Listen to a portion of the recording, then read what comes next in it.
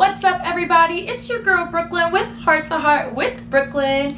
And on today's episode, we are going to talk about Cardi B and Megan Thee Stallion's new song, WAP. This song came out last Friday and has caused a lot of controversy. So we're going to talk about why so many people are talking about this song right here. So let's start from all the way in the beginning. So Cardi B posted on her Instagram, just a little preview of the singles cover. Now look at this. Do you see this?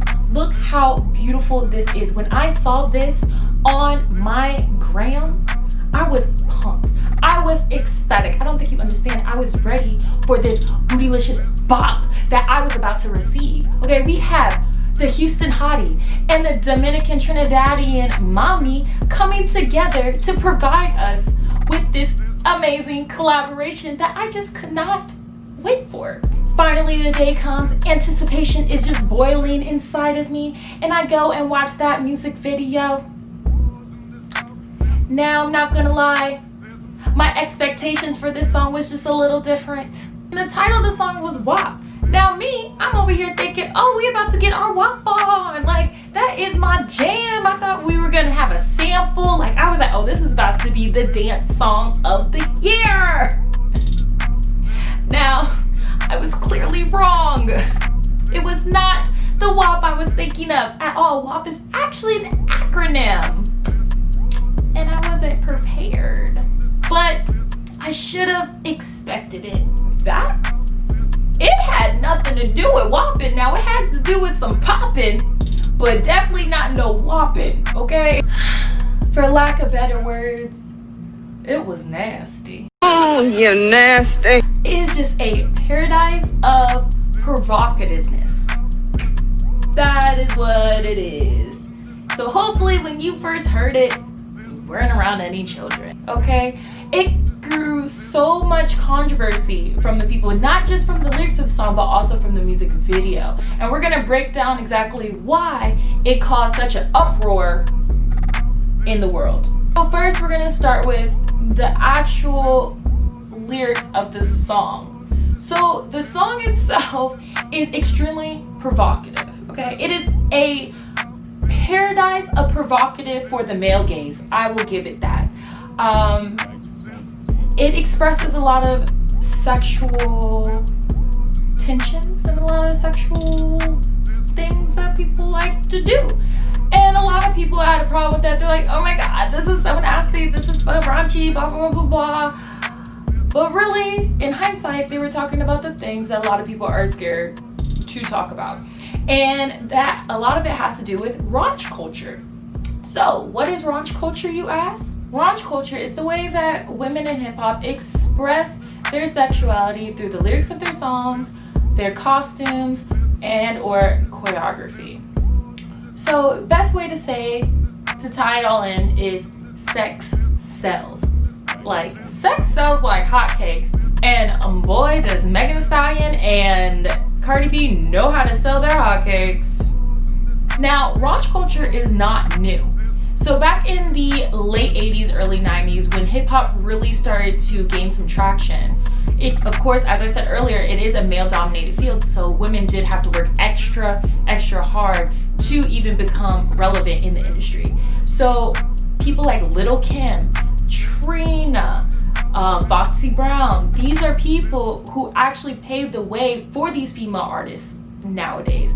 And they were very overly sexualized and really embraced that raunch culture in order to become recognized. So this idea is not new to the public. We've all been aware of this for centuries now.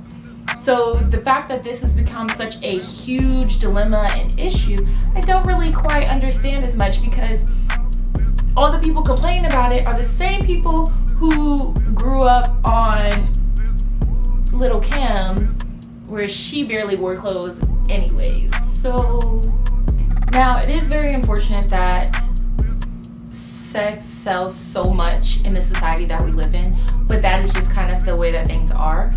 Cardi B also explained on her Instagram when this all came out about how provocative the song was.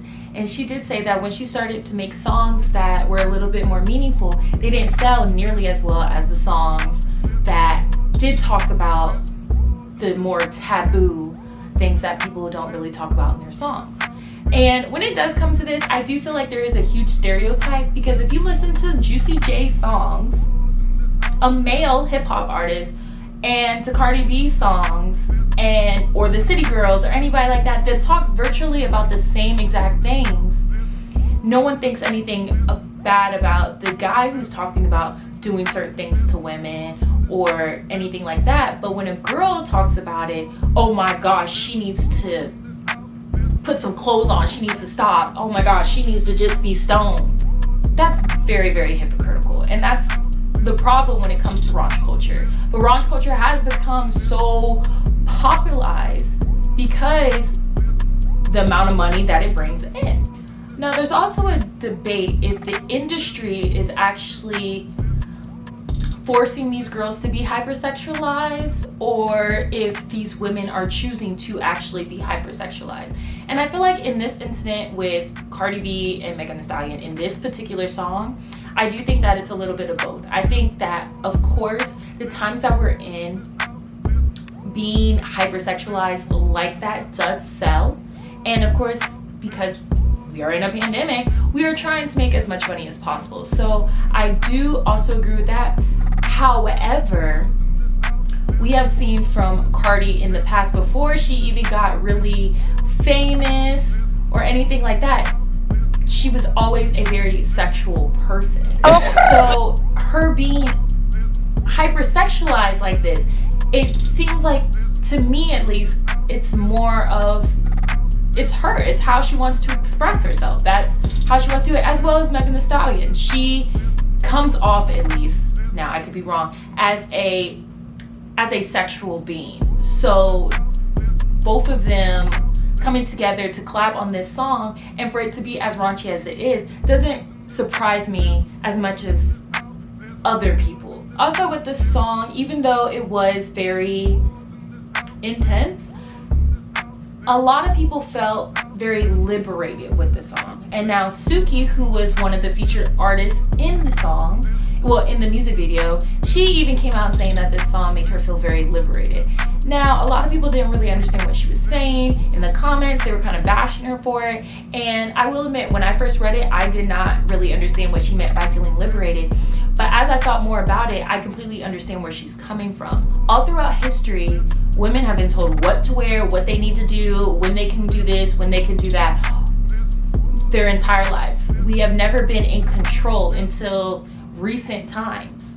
So now that we are able to do what we want, we are at the top of our game, we are very expressive people, being able to express how we feel, it can be a form of liberation, because for so long, for centuries, we were not able to do that.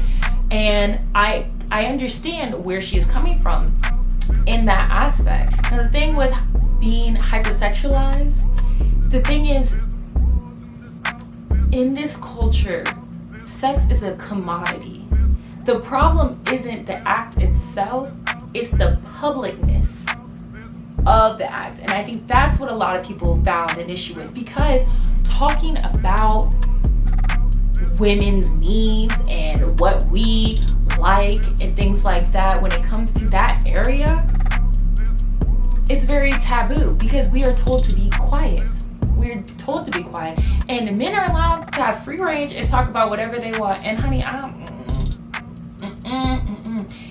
we are all sexual beings. We all have needs. So being able to talk about it shouldn't be as taboo opposed to a man talking about it. I don't really think that's quite fair. Now, I will admit, when I first heard this song, I did feel a little uncomfortable. Now, I'm not no prune or nothing like that, but I was just like, couldn't believe my ears. You know, it was just, I personally don't really listen to songs like that. And, you know, sober Brooklyn was like, oh, wow. But, you know, if you would have gave me a little bit, like a few mimosas and I was at brunch, this might have been my jam. But I was sober. So that says a lot. Some people feel that raunch culture is taking a step back in when it comes to sexual liberation. I disagree, only because I feel like the fact that we are so expressive about it is taking a step forward, because before we weren't allowed to even talk. So this is actually, I can see how it's progressive, but I can also see how it can be a little damaging to the hip hop brand, only because there's so many artists out there that make meaningful music with substance that unfortunately are not getting their records sold, or people aren't listening to them because they're so used to this raunch culture that we have developed. And that is extremely unfortunate. I don't understand why J. Cole can sell out arenas, but a woman who sounds and makes music just like J. Cole can't do the same. We need to fix that, and we need to kind of find a good balance between raunch culture and culture. Now, let's get to the music video. Let me just tell you right now, ladies, it was immaculate. The outfit coordination, the dance moves, the hairstyles, everything was chef's kiss, beautiful. I also like that you had new up-and-coming artists featured in your video. That was really unique. I will say that I did not understand the concept of Kylie Jenner being in there. The fact that they have a petition out for this girl to get out of the music video is wild to me, but I completely understand why. Now, from the outside looking in, I do understand exactly why she was in the video. Cardi spoke a little bit about it. She said that she liked the way that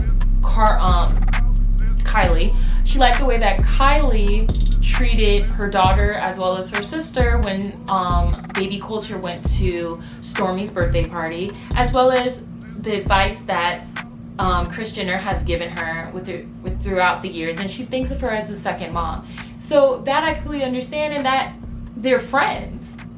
So that I understand. Of course, you want to put your friend in the video. However, Cardi is not dumb. She knew if she put Kylie Jenner in the music video, a whole new stream of people would come and watch this video. It was a beautiful marketing strategy. Like, Cardi might not have finished college, but she ain't dumb. From a marketing standpoint, genius. Now, from a culture standpoint, I don't really like her in the video. What would have been genius, in my opinion, is if you would have put an icon there. An icon, like if you would have put Lil' Kim. If you would have put Lil' Kim in that part, I wouldn't have nothing bad to say. Or honestly, Nicki, but I mean, I know y'all ain't gonna call Nicki because y'all two don't like each other. That would have been a turning point of 2020. I'm just saying. If you really wanted to take off, I would have put Nicki in there, or Lil' Kim. It's just me. Now, let's have our heart moment. Video aesthetics, immaculate. Everything about the video, just incredible. Song lyrics, very, very raunchy, yet could be seen as liberating. And also, let's try to support more artists who don't fall through the cracks when it comes to raunch culture. Let's try to support the ones who are actually trying to make meaningful music, and not always the ones that are trying to just sell records. But that is all I have for you guys today. I hope you guys enjoyed. Please make sure that you watch, subscribe, and tell all of your friends. And please follow me on all social media accounts. But yes, I will talk to you guys later. Peace out, Girl Scouts.